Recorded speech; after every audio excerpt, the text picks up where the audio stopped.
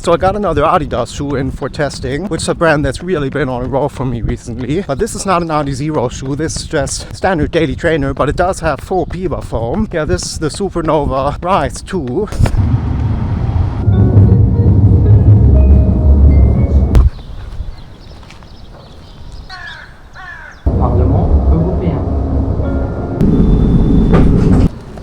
Yeah, let's just take a quick look here, and what I've been noticing about this and what I find quite nice actually is this is a very flexible shoe. I think Adidas did quite well here in giving this a very nice and soft foam here. The Stream Strike Plus is pretty squishy, but you do have these EVA support rods here that just give it a bit more structure, but without making this an overly stiff ride or anything like that. Yeah, it's actually an interesting way of making this midsole here, because I kind of feel like making this EVA carrier in the form of the energy rods, so not full coverage, actually gives the shoe quite a bit of flexibility underfoot, and yeah, this is just not as stiff as, you know, a lot of other shoes that have this kind of sandwich construction. You do have quite a bit of toe off in this.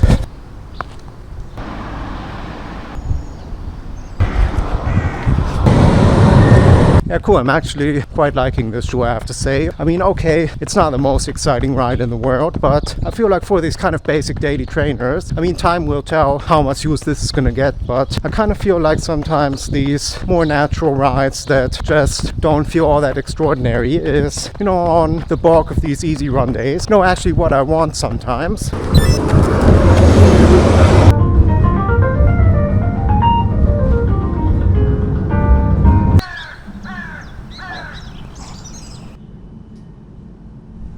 Yeah, this is kind of an old school shoe in a way, and kind of daily trainer that we don't actually have all that many of today, with, you know, a lot of these models getting very high stack. This still feels pretty natural underfoot, but, you know, you do have the added bonus here of the full PEBA foam, which is, okay, not mind-blowing, but you have a bit of extra squish right underfoot here, which just feels like it elevates it a bit over other kind of shoes like the Brooks Ghost or the Asics Cumulus or something like that.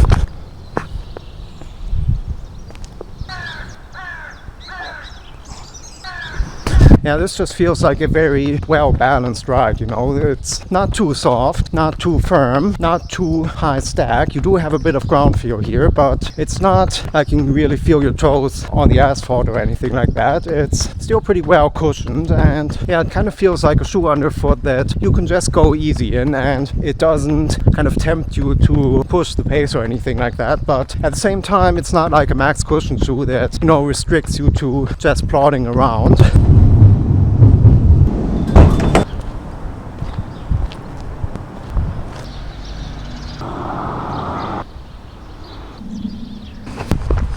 Yeah, I mean, what can be considered a daily trainer really varies a lot from person to person, but for me, no, I just don't like these uber squishy max cushion shoes. It's not a daily trainer for me. That's more of a recovery run shoe, where, you know, this is the kind of shoe I recommend to a lot of people, because I feel like this honestly has more than enough cushion for most type of runs and distances, but it's not so bulky that it'll hold you back when you do want to push the pace a little bit.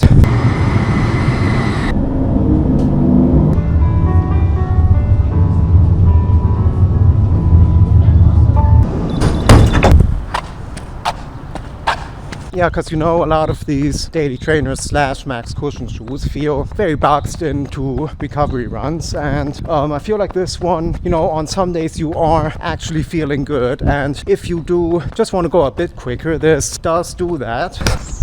I'm quite liking just the shape of this midsole here. It has a very light rocker profile, but just a very gentle curve in the forefoot here, plus has the little bit of a heel bevel back here. It doesn't feel extreme like a lot of shoes that kind of roll you forwards. You just feel like, you know, you have a little bit of extra guidance here, but without losing any of this kind of natural toe-off feeling that I feel makes this shoe stand out really.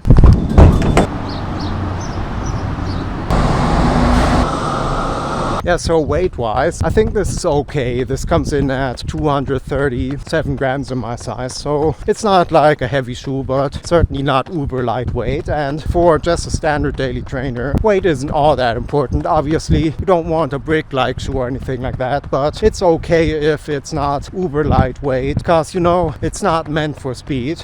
just on first step in here, this is such a comfortable shoe, and you know, everything just hugs the foot really well, and not overly narrow or anything like that, and yeah, no hard spots, no heel slip, and just a really pleasant feel on foot. But I have noticed that it's only 8 degrees or something like that right now, and my feet are getting warm. This is maybe not the most breathable upper, and you know, this is all a matter of personal preference, of course. I mean, a lot of people do really like these padded uppers, but for me, I'm kind of thinking that maybe Adidas could pare this down a bit and maybe just give it a bit less padding.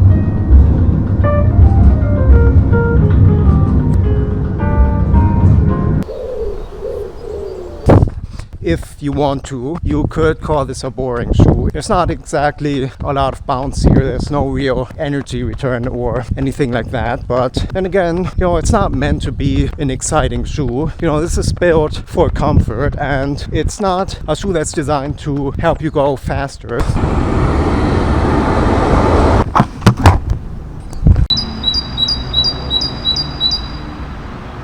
So yeah, that's it here on this first impressions for the Adidas Supernova Rise 2. Been quite happy with this, but with these daily trainers, time will tell just how much use this will actually get for me, and if I will actually grab this over other shoes in my rotation. But yeah, we'll see. So thanks a lot for watching, and like and subscribe as always.